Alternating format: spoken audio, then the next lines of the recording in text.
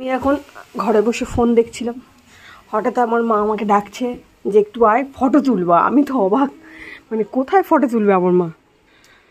তারপর বলছে আয় ঠাকুর ঘরে ফটো তুলবো। এইটা হচ্ছে আমার মায়ের স্বর্গ, মানে আমার মায়ের সুখ আনন্দ দুঃখ সব এখানে। ওয়াও, দারুণ সাজিয়েছে, দারুণ।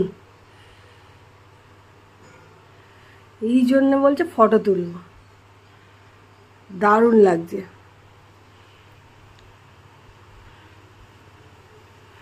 কি সুন্দর করে সাজিয়েছে দেখছো,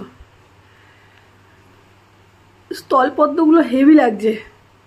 এগুলো আমাদের বাড়িতে একটা গাছ ছিল স্থলপদ্মের, সেটা মারা গেছে। অন্য জায়গায় আমাদের গাছের ডাল নিয়ে বসিয়েছে, সেইখানকার গাছে ফুল হচ্ছে।